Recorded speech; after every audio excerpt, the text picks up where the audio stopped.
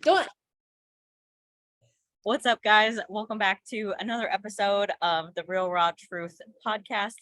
This is episode 9 already, so we are getting in there.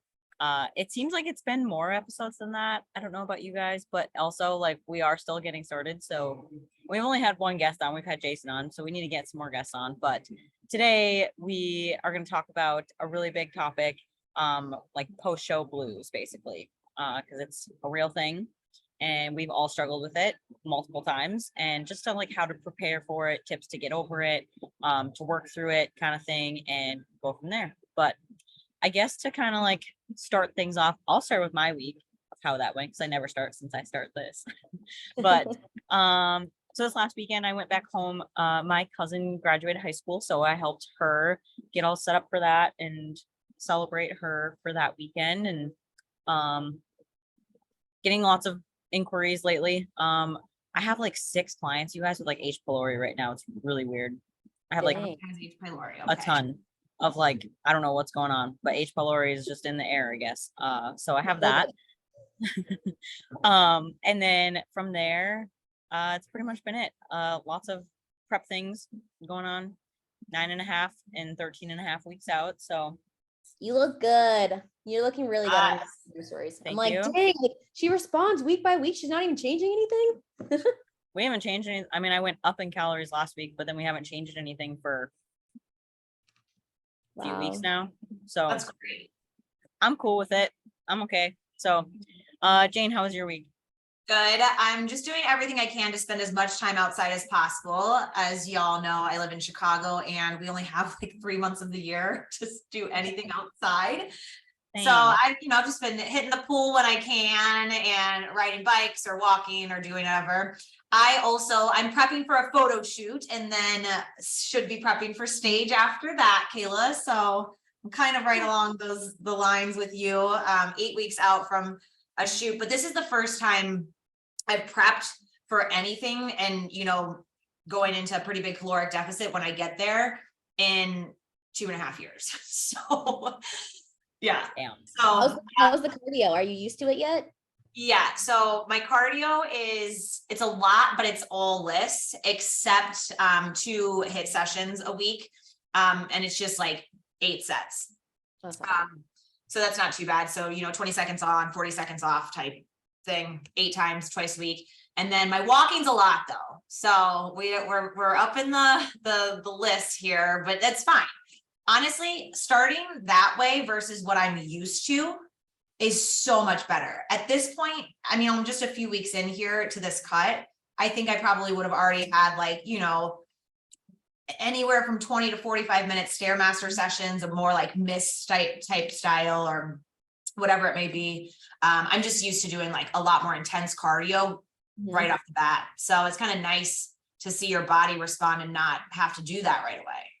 I think it's cool too. And it's good to note that what I've learned through my experience too is, instead of going straight to HIIT cardio, even like with my clients, I've learned this as well. Yes. It's better to do slow and steady, just like what Kayla is doing, what you're doing, because your body is going to respond. And also, if you think about it this way, you took so much time to put on so much muscle that you're preserving that muscle, because when you are doing HIIT, you are burning fat as well, or muscle as well, Yep. So I think it's smart that you're not just diving straight into like a bunch of HIIT cardio, because I've always done that too. And yeah, I get lean really fast. Awesome. But then where's my muscle? It like disappears. So, Yeah. Yep. And my HIIT is really low. So my cardio overall is pretty low. Like I'm doing 7 days a week, but it's like 35 minutes of just lists and then 2 days of 7 rounds of HIIT. And that's like it. And honestly, like working. It's so crazy. Even just a step goal, you guys, like I still like, I get up every morning and I do like my fasted cardio. Sometimes I actually only do like an hour, but it's just stepping. I'm just walking on the treadmill. So it's just like, I'm like, oh dang, I'm already almost at 10K. This is awesome. So, but it is cool because it does make a big difference when you are consistent on it. And I don't know, it's awesome. Well, I guess I'll go. So my weekend was really fun. I finally got out of my comfort zone, and usually like the last like couple years, I've kind of just been like to myself, and you kind of just get in like these especially like when you're going through a health phase, you kind of want to seclude yourself. You kind of just want to do your own thing. So I've always just kind of been like working and then just kind of like hanging out with the same people, which is great. It's fine. But I started, branching out, started hanging out with more friends, from the glute lab. So that was really fun. We had a pool day. So, it's fun being around like-minded people. And, having just like friends in different areas, like not all of them are competitors. So it's nice, like, just like with us. Well, I mean, I guess we're all competitors, but like you guys are like functional. It's not just all just competing too. So like we talked about other things as well. But yeah, so I did that. And then, same, I think, what am I doing right now? I'm kind of still trying to hit that 112 marker. And then, drop a little bit, but I have I had an impromptu photo shoot yesterday, which I mean, I am not photo shoot ready, but I just embraced my off season body. So we're good. That's how you should do it. I know. Yep. But I do have another photo shoot coming up in a couple of weekends too, which I haven't even told Jason yet. So I think I might bring that up to him and we'll see what he does. I have my Sammy's gonna get hella cardio now too. Yeah, like you'll be on my schedule. Yeah. I like cardio. It's weird. Honestly, I started incorporating the Stairmaster probably 3 times a week this last week. And I'm not kidding. Like I am drenched and I only did like 20 minutes and I have not done Stairmaster for like over a year, which is weird. But like, I love it. I'm just like, oh wow, I forgot this feeling. Like it feels so good. This is why I love doing it so much. I definitely prefer the stairs because like I can like kind of go at like a turtle's pace, but my heart rate gets up. So I'm like, either one, I'm really out of shape, or 2, I'm bodybuilder at heart because I can go slow and my heart rate goes up and I just sweat my ass off. Yeah. But it's a good thing to take like a break because I was doing so much Stairmaster and it's again, you don't want to do too much. So yeah. Sometimes too, what I found and learned, especially being in a longer off season, is that we all know this, but I think you'll understand what I'm trying to say.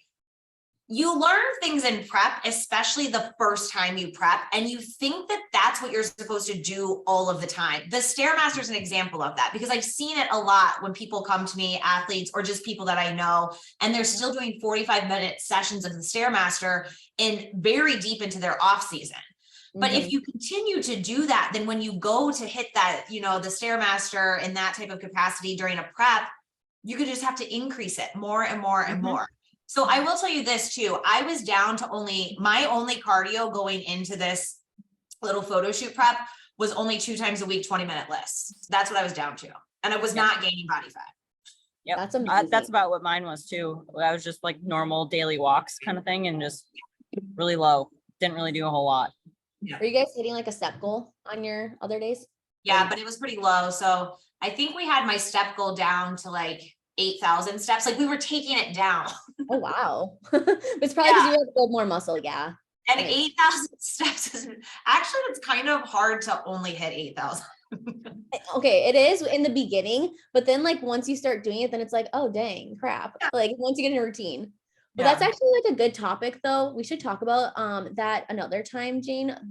Basically like where people think that just because this prep I did something, this is going to work for the next prep. Yeah. Because I had that mindset. I've always had that mindset, honestly, going into like different shows in the beginning. And for example, okay, you guys, this is really bad. So for when I got my pro card, the only protein source I ate for, I'm not joking, 12 weeks was egg whites. That was the only protein source. So in my head, it was really messed up. In my head, when I was prepping for my actual like pro show, my pro debut, I had other protein sources obviously like incorporated at that point, but then I started getting in my head where I'm like, oh my God, the only way I'm going to get lean is if I do egg whites again. So I started doing just egg whites again, you guys. Like it was. Wonder you had gut issues. I know. Yeah, no wonder why you have SIBO. I know. Like, I don't know how to digest anything else but egg whites. I was like, I think I'm allergic to everything. You know what's funny about that? I know we got to get into our topic, but whenever I switch from like whole eggs to egg whites because of the fat content, I feel like that's an easy way to drop fat grams. I have a really hard time just eating egg whites. Like I get used to it again, but like I feel like I have a little like week adjustment period of like being okay with egg whites. You guys, I've never had issues with eggs. I eat eggs for breakfast. I have an egg meal before dinner. I love eggs. Wait, what about egg? What does it matter if they're egg whites or eggs? I mix them. You guys, I literally was gonna make an egg white cookbook because I made everything out of egg whites. Like I made like a pizza out of eggs, like pizza, and then I would make obviously omelets, but then I made like waffles out of them. Like I've created so many like egg white Sammy. That's another problem with prep. We get real creative. Yeah, some of the things. Have you guys ever done egg whites with peanut butter and cinnamon on top? Oh, yeah, that sounds terrifying. No, it's actually really good. It's actually really good. Yeah, it's like a dessert. Yeah. Anyways, so I would not know. Getting into our topic, we're talking about post show, not during the show now. So if you guys have never competed before, I know a lot of this is like information for like new competitors, but we also want to make this relatable for seasoned competitors as well. And even ourselves being seasoned, like post show blues is a real thing. And I've competed 8 years. Like Sammy is about the same. Jane's about like how many years have you competed? So it's multiple shows and coming out of multiple shows. And no matter, I think what the part that gets easier about it is that you just kind of start to expect it and understand how to handle it better. But that first time you go through it, it is hard. It is. And this is where, a lot of people screw up, and where I think this is the part where you either make it or break it as like continuing on being a bodybuilder and like what you do. So just getting like yourself prepared for this state is probably the most important thing, because it is harder than prep, to be honest. I don't know about you guys. Let's talk about what post show blues is so people know. Yeah. All right. So I guess we're like, okay, Jane, take it. Well, I kind of relate it to having like a big event, maybe a wedding, for example. Like you're doing all of these things to get ready for that one day. And then when that one day is over, you have a pretty big letdown. Like you don't really know what to do with yourself, right? And I think it's almost escalated, if that's the right word, in bodybuilding, because now you're super lean, you're tight, you look great. You may not feel the best, but you look great, and your show is over. So maybe you did well, maybe you didn't, whatever. You have to work through those emotions too, the highs and lows. But now you come off of, let's say this was the only show that you've done, this is the only show you're going to do, and it's almost a little bit of like a depressed feeling, I would say. I don't know that I've never had like clinical depression, but like I've definitely, you just feel a little bit down. You feel kind of like lost. You're like lost in like, because you're like, you're doing your schedule is so routine and you're on point with everything, your meals, your training. There's nothing else like literally that matters besides prep at that moment. And then all of a sudden it's just done. And then you feel like you lose your self-identity. Like you feel like your self-identity is competing and how you look and all this stuff. And then when you're done with the show, you're like, wait, who am I? Like, wow, that's such a good point of self-identity, because it's almost like no one tells you this going into things of this sort, but you have to be so comfortable with who you are internally as a human to understand that the outside things, no matter what they are, work, relationships, bodybuilding, does not define you. Yep.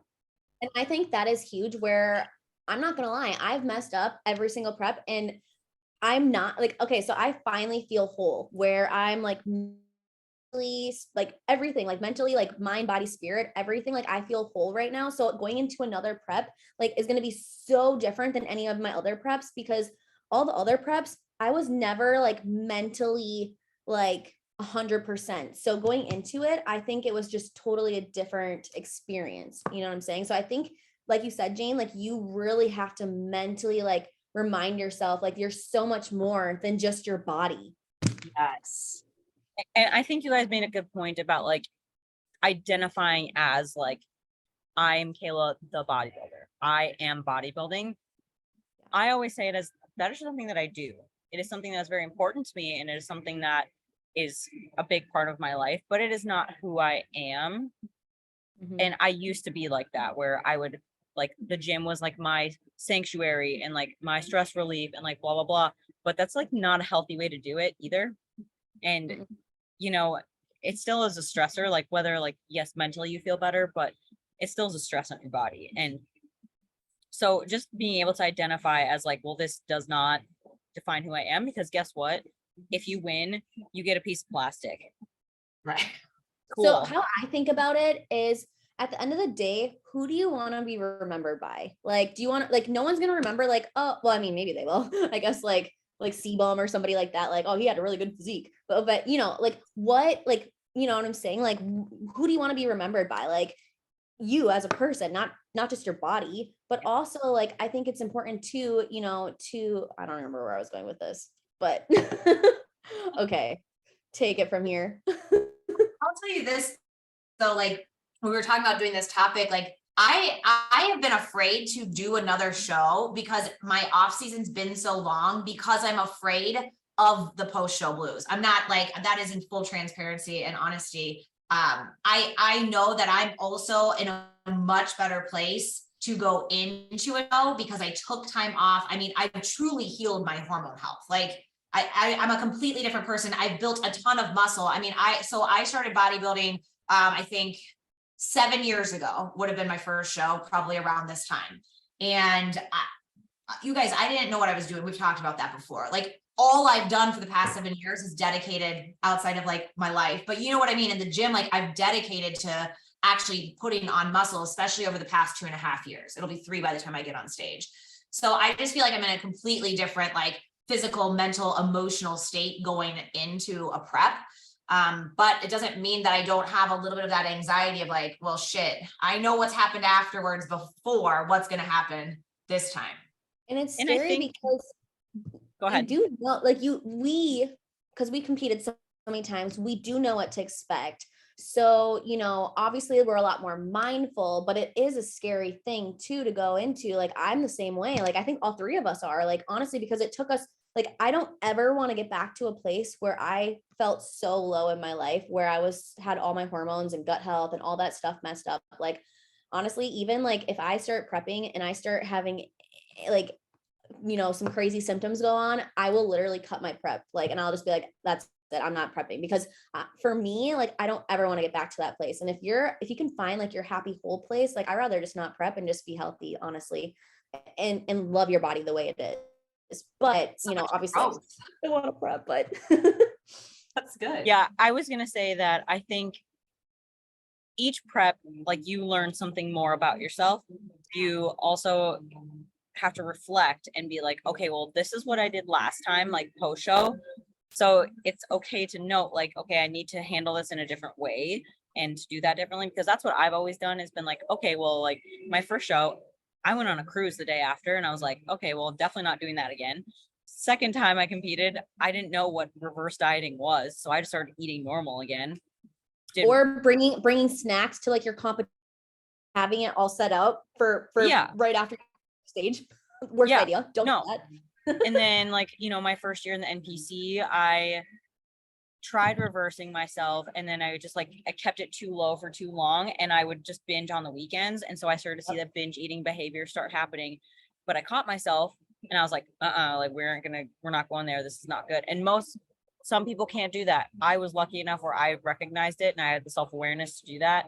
And so now, like, and then I just had like I would probably say my most uncomfortable, but my most productive off season ever. Yeah. Coming into my pro debut this year and post show this year. Honestly, I'm not worried about it. I know that those feelings are still going to be there, but I'm not worried about how I'm going to handle it. Like, this off season was like the most well done that I've had, because I finally felt like I wasn't so food focused, because I took the time, I took the worry off of just like maintaining a scale weight, for example. And I just like trusted myself. It's like, this is the first off season I fully trusted myself. And like, I would just like not track for a while. You know, I made sure to eat what I normally ate. I was fine. And I would like go for this was like the first off season I could like go for a weekend and just like not bring anything, or just bring a couple things and then just like improvise. And I was totally okay. I would always come back a pound lighter. And normally on weekends like that, I would come back 4 pounds heavier. And that's how I know that like I've grown in that sense. And so, yes, I know the post show blues are going to be there, but I trust myself enough that I know how to handle that. And I have people I can reach out to if I'm struggling, or other ways of just turning to food for comfort. Right. I think it's something that, that you kind of mentioned that I would tell every single person that is competing, do not leave your coach until you have successfully reversed, not just in terms of food, but your labs as well. So if you are with a coach that does not reverse and get labs in 8 weeks or 10 weeks, you need to find one. And 3 of them are right here. So if you need to switch from like a true just prep coach who does the macros and get somebody to help you reverse, I did. That's when I found Jason. I was sick of reversing horribly and not getting enough guidance or direction or understanding. It's the first time I ever pulled labs, and it's the best off season I've ever had. It's the first real true off season I've had. I mean, I had, I think a year in there at one point, but I've never spent this much time, and also feeling great in my body in an off season too. Yeah. I think it's so important to, like you said, like you have to have a coach. A lot of clients in the past, like for me, like when I first started coaching competitors, they'd be like, oh, like I'm actually going to do my own thing. I'm like, and so I try to tell the importance of, reverse dieting, but they don't listen. But the thing is like, if you don't have somebody holding you accountable, like it is really hard. And especially after your first competition, it's very difficult to, like you have to hold yourself accountable too. And I think the biggest thing and biggest advice for like my clients and other people out there is, one, obviously keep your coach for a while afterwards, getting your labs, everything like that. But two, honestly, treating that next month, so what, 3 to 4 weeks after your competition, like almost like you're still disciplined. An extension of prep. Yes, an extension of prep. So like plan for an extra month, because that month is so crucial and so important. Your body is so sensitive at that point. And it's really important to, of course, if you have a coach, they're going to reverse you. And some people reverse slower, some people reverse faster. Honestly, what I've learned, and I think what all 3 of us have learned, is that you do kind of want, like if I have a client, I like to do the flush because it gets your macros up high, fast. You don't gain weight, you don't gain inflammation, anything like that. Otherwise, if the client doesn't want to do that, I still do cut their cardio quite a bit and then, start bumping up their macros faster. I do have some cases though, like for example, I just recently had a client who has had like an eating disorder in the past. Also, she was very like, alarmed of gaining weight.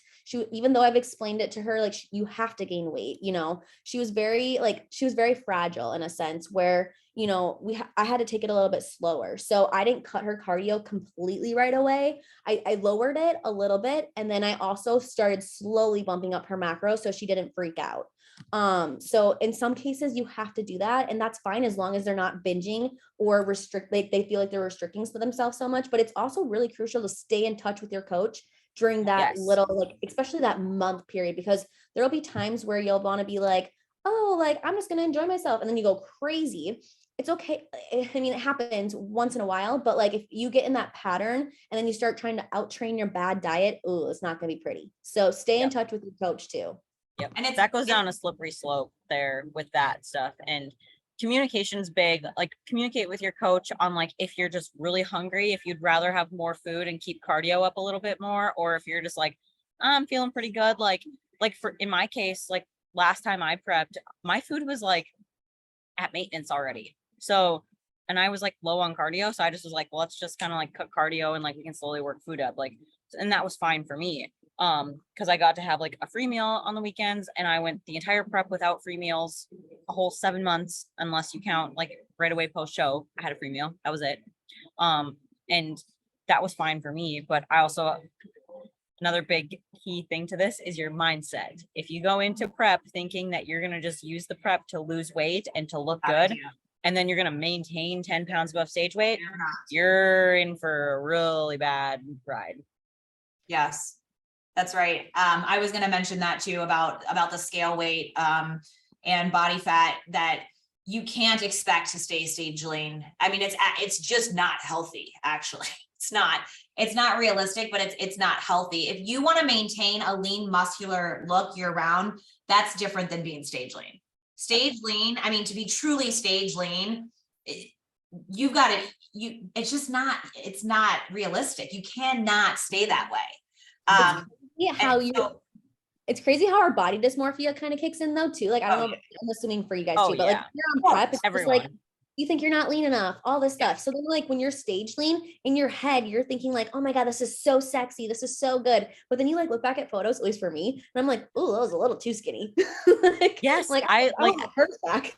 literally as soon as my show was done, after I won my pro card, I looked back at my pictures and was like, all right, let's analyze these bitches. And I was like, I'm really small. I was like, nope, I'm too skinny. I'm like, I need to add size. And then like the body dysmorphia like flips. And it's just like, whoa. And then there is a period, you know, especially if you need to gain size, like one, you need to take the time. Two, you need to get real uncomfortable because guess what? You got to gain weight like you've never gained weight before. And there's a period where you kind of are just like, feel like a fluffy whale. And you have to just do it because then your body adjusts. Like I probably sat around like 132 to 135 for about 4 months. And from the beginning to the end looked vastly different. And I was about the same weight. And obviously, yes, and being an enhanced athlete is different. That plays a role too. Being natural is definitely a different case too. That being natural, you need more time, honestly. Because you cannot grow muscle. And then you got to sit there and you got to like, I call it, I tell my clients like we're marinating. So you got to marinate in those juices. You got to like let that muscle grow. You got to let the muscle just like sit there and like become dense. And then when you prep, then it will stay because if you have new muscle, that's gonna be the first thing to be like eaten away is the new muscle because that's like the most viable source. I think it's important too, like if so for like new competitors, I have some clients where I'm kind of struggling because I have clients who need to really build muscle. They know they need to build muscle, but like they also don't want to get bigger. They don't want to gain weight and things like that. So then at that point, they literally need to have, like, you need to have a deep conversation with yourself. Okay, you have to remember, this is what the judges are looking for. This is the criteria. This is what they're looking for. So if you want to compete, you want to be competitive, we have to go through that growth phase. And if you're comfortable in the body that you have right now and how you look, then just don't compete. You know what I mean? Like you don't have to compete to look good. You can still build muscle. You can do it at a slower pace and everything like that. But like you have to ask yourself, like if you want to compete, you want to be competitive, you have to go through a good off season. And like you said, Kayla, like you have to get comfortable being uncomfortable. You have to get a little fluffy. You're gonna have to put on a little bit of body fat. You're gonna have no lines. So get used to that because that's just how you grow. And then obviously like these top competitors, I think newer clients compare themselves to like the top competitors, like Olympians and things, but yes, and they look shredded all year round, but it's because they developed the muscle they're at a different stage than what the new competitor is at. So there's a lot of Olympians that are not stage lean year round though. I mean, I think they've got nice athletic bodies. I would say all of us do too though, but none of us are ready for stage. So, you know, like it's just a different level. It is. Yeah. It's just another level. It is. It's crazy. Like even like, so I did the photo shoot yesterday and a lot of these women, like they look freaking amazing. Like some of them just got done competing and I'm like, dang, like, and then I had to remind myself, I'm like, okay, they just got done competing. Like I'm in like a little health. I just got done with the health phase. I just got done. Like I'm kind of body recomping. I'm like, man, like I was like, I had to like literally check myself. I'm like, okay, like I have to remember I'm at a different chapter than they are. And also they were wellness. So they look freaking amazing. Like their muscle, like density. I'm like, dang, okay. And it's also like, what was I just gonna say? Happened to me earlier. Prep brain. I shouldn't say that though. I have plenty of carbs. I'm not suffering whatsoever yet. But oh, Jason, I'm gonna tell Jason. No. I have a question. What to help people either, it may not even be their first show, people who've competed over and over again. We've dealt with it many times too. To help with post-show blues, what is like one or two like real expectations you can give yourself so that when the show is over, you still feel good? Like, what would you guys say? I don't know if it's an expectation, but what I would do, like moving forward, like what I'm going to do actually. So I think keeping your routine. So that's a big thing because in my head, for example, like after every would automatically be like, okay, we're dropping your cardio, we're increasing your food. And honestly, it was kind of a mental game. And so, which is fine. I understand it, but you should still wake up at the same time. Like I started sleeping in, then I started like getting depressed. I started getting out of my routine, and it really threw me off. So I think waking up at the same time, kind of doing like the same thing. Obviously, if you have less cardio, then you're just going to do less cardio, right? And then get your steps outside, do activities that still make you feel involved, being active, but you're going to be less active. So that's one thing. Keeping like my foods probably like very similar. Like I'm going to do one cheat meal after my show, maybe like even like a Sunday brunch or something, but right on Monday, that is when I'm going to start like my reverse, and it is going to be 100%. I'm going to document my progress, and like I am going to check in every single week with my coach, because there's been plenty of like actually like almost every prep, like after post show, like I like kind of like, oh, I'm gonna send my check-in next week, oh, I'm gonna send my check-in the next week, and then of course you fall off. So it's like, send your check-ins in. No, I agree with those that. are like real life expectations. I think that that's good, because you're already talking about it now in your mind. So if there's somebody listening to this that's going through a prep or about to, like, note that, right? Like, you keep your routine, whatever that may be, you still choose healthy options. I will say this, and you guys probably will agree, the more you compete, it becomes your lifestyle. Like year round, I kind of eat the same shit anyway, like I don't, yes, of course. Like, I'll have like a cookie here and there, but like it's not generally. I still train 4 to 5 times a week, whatever my protocol is at the time. My cardio goes down, but my food is usually healthy because I don't feel right without it. Yeah. I always try to tell people too that like, so for me, post show, I'll be like, okay, I have a long ass off season now, like this last off season.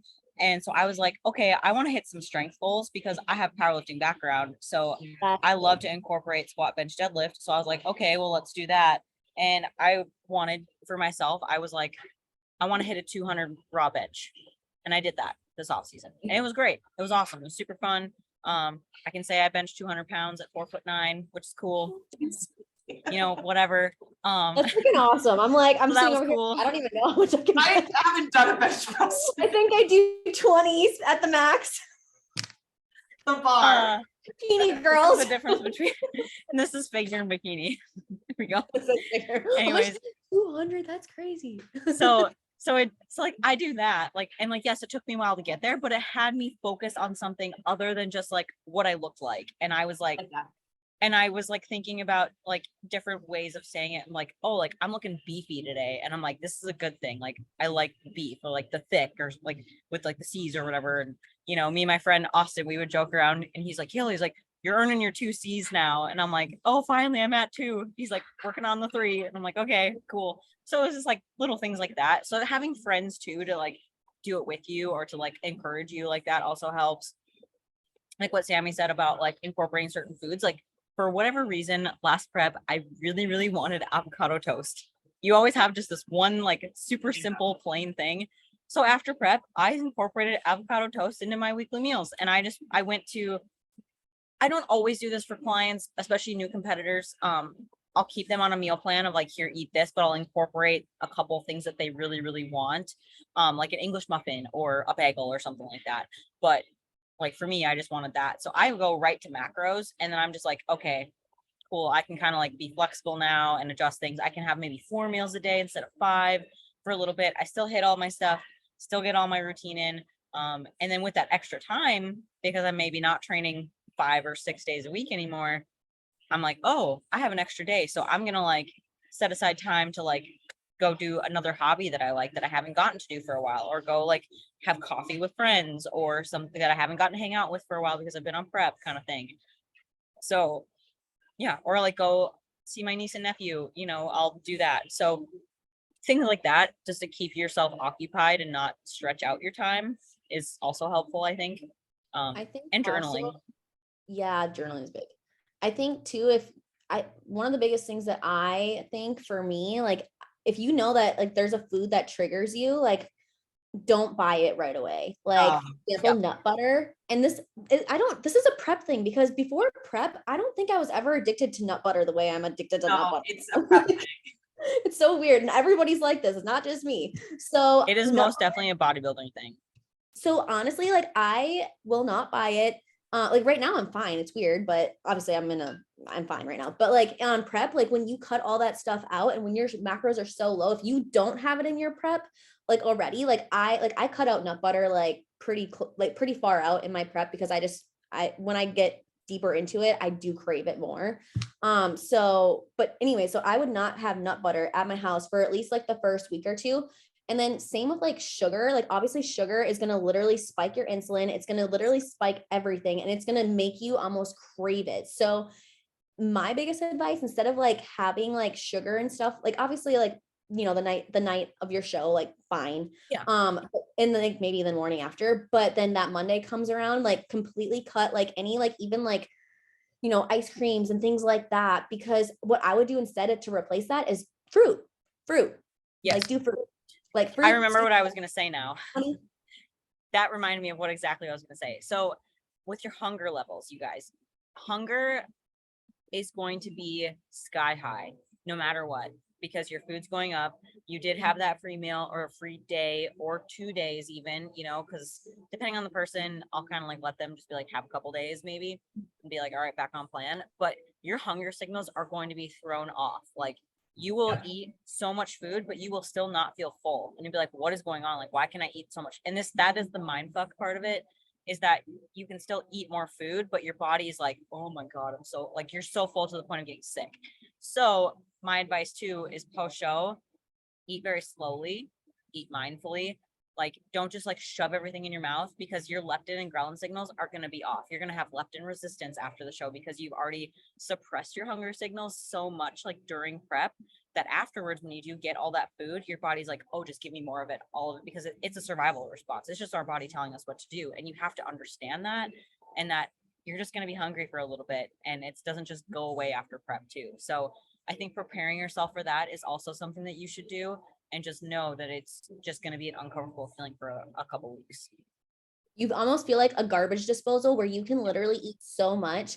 And obviously, even like with the overeating, like you'll feel sick in the moment, but the next morning you might wake up and you might feel like, oh, dang, like I look vascular, I look good. Like, I guess I can get away with this. That's what I used to think. But that adds up. That adds up. So don't do it. Don't do that too long. I promise you, you'll get fluffy real fast. Well, and I think I was going to say this earlier, but it's not just about the body fat that you're gaining. It goes beyond that. Like this can be detrimental to your hormone health and your cellular health, right? Like last week, we talked about weight loss resistance. Well, guess what? When you don't reverse right and you do that multiple times in a row, you will land yourself into a spot of cellular inflammation. It will happen. Thyroid dysfunction, gut dysbiosis, whatever it may be, but all of those things can happen. Insulin resistance, and that's in your control still. Yep. And that's why that first month. But no one taught me that. No, I think we all learn through experience, and this is why we're trying to help everybody else. So I think that's another big point to say, is that like, I love it when people are like, I'm going to nail this reverse 100%. And it's like, no, you're not. No one is. It's hard. Don't set yourself up for failure, because you're not, like, especially your first time, you're going to fuck up. You're going to eat something you shouldn't. You're going to go overboard. You're going to eat too much. You're going to feel overfull. It's going to happen. Does it mean you have an eating disorder? No, it does not. You're a human. You're following your human instincts to eat food, because that is a survival mechanism that it's doing. So just having the self-awareness and just being able to be like, okay, you know what? I kind of overdid it last night. Just going to learn from it, accept the consequences, and move forward from that. And that's okay.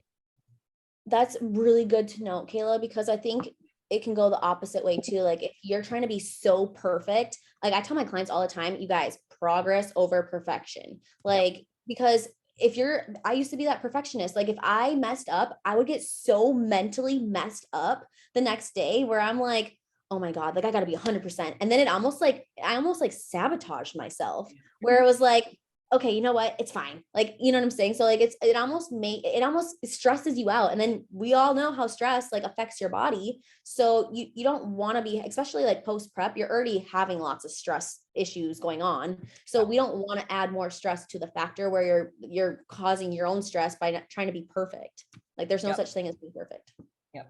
And I think it's, you know, important to note on that is that, oh, fuck me. Prep brain. I cannot think today, you guys. Oh my God, I just had it. What were you saying? I did it earlier too. I don't know it why. Was something on Sammy was saying, on what you were saying, Sammy. Oh, okay.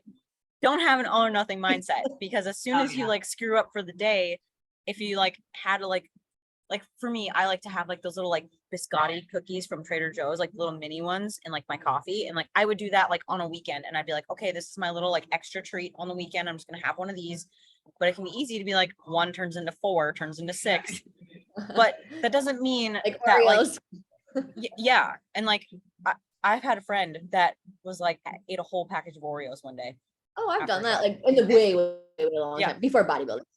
So if you're, you know, I think a big thing is that people get into their heads is that like, oh, prep's done and now I just want this because I can have it now, not because I actually want it. Like, do you normally eat like Oreo cookies or Pop-Tarts? Like, no. Like, so why would you want it now? Well, only because you can have it. Like, technically, if you think about it, during prep, you can have any of these foods.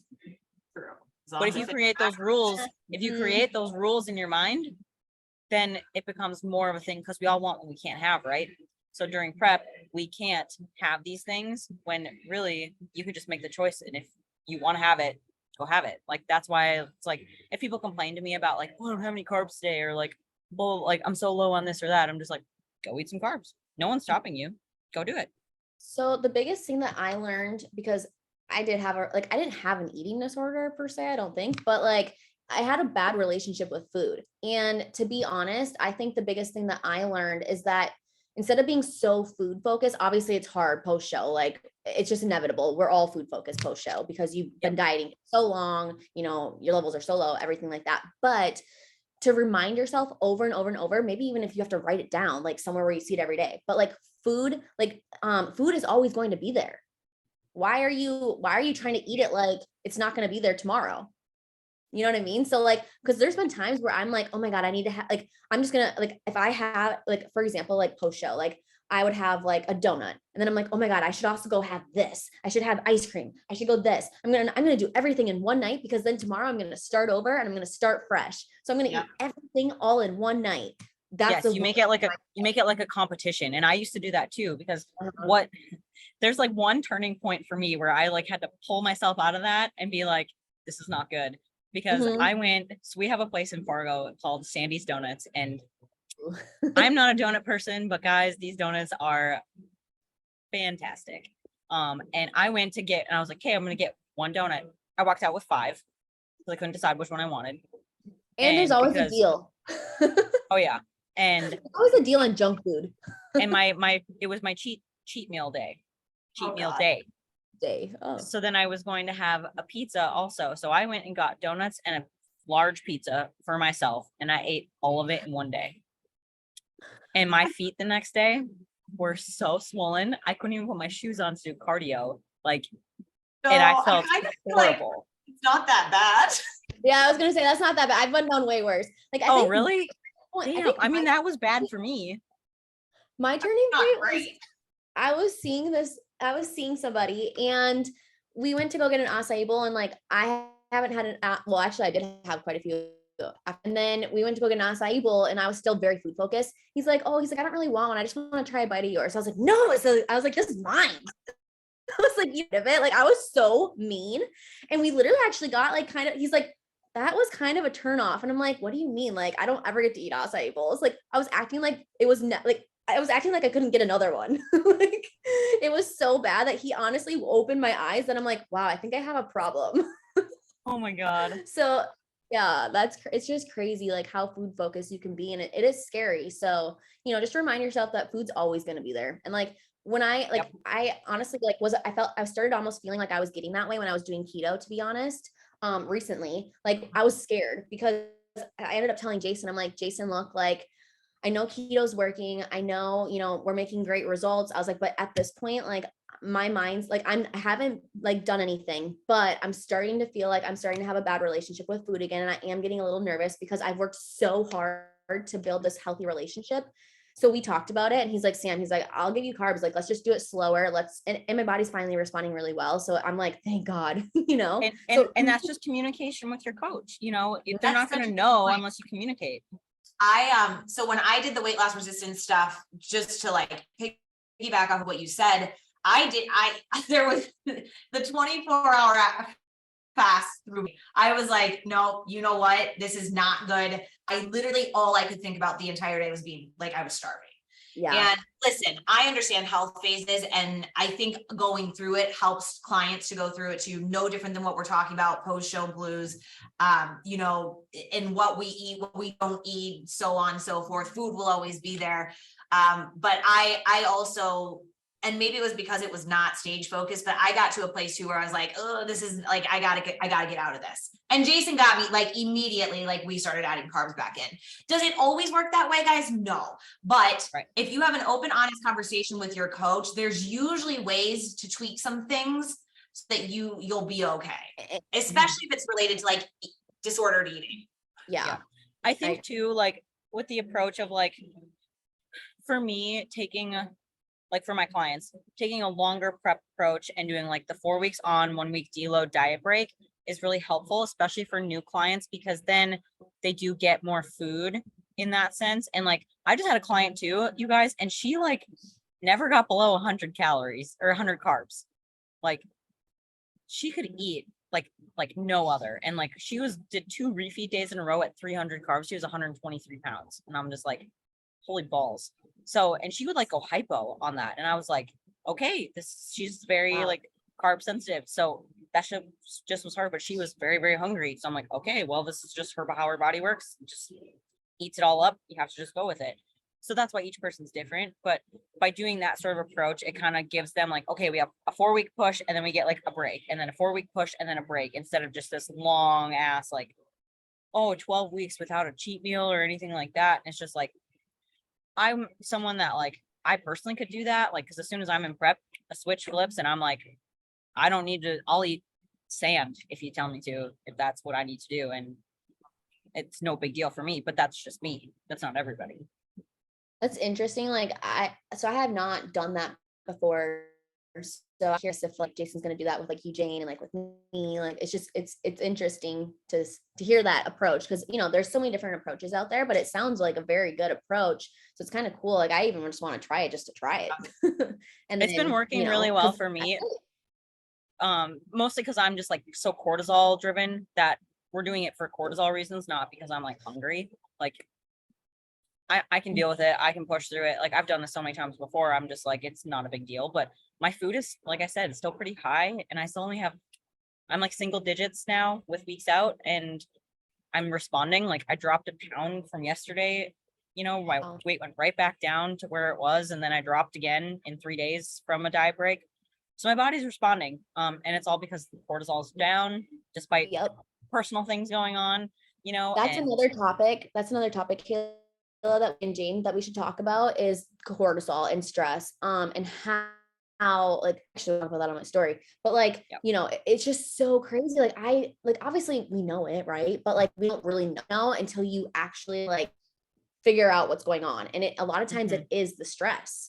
So I mean, people think it's crazy that like you're only, like when I was going through my health phase, you're only training 3 times a week. I thought it was crazy. I'm like, okay, this is too long. Like, this is too long that I'm doing like 3 days a week, but it makes sense. Why? Because again, like with you, I'm very cortisol driven too. So it's like the littlest things that shouldn't even stress like a normal person out. Like I get stressed out about it. Like even just like, I don't get back to clients by like, even though I have a 24-hour policy, if I don't get back to them within like, I don't know, like 10 hours, I feel so guilty. I'm like, oh my God, I need to get back to them. Even though like I have a 24-hour policy.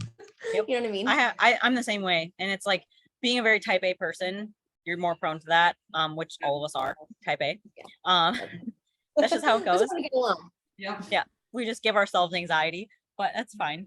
But yeah, so I don't know. I think that's pretty much everything. Like, do you guys have anything else to end with that? No, I feel like we covered it. I think we got everything. I mean, we went over a lot. So, you know, if we did miss something that you guys have questions on, always feel free to message us. We do have some guests coming on here soon, so won't just be us three on here chatting and stuff like that. So you think we're boring? well, you know, they might get bored of us sometimes, but you know, it's people keep coming back. So we're doing something right at least. Yeah. But again, in that sense, if you guys really do enjoy the podcast and get something from it, please share it with friends, tag us in it.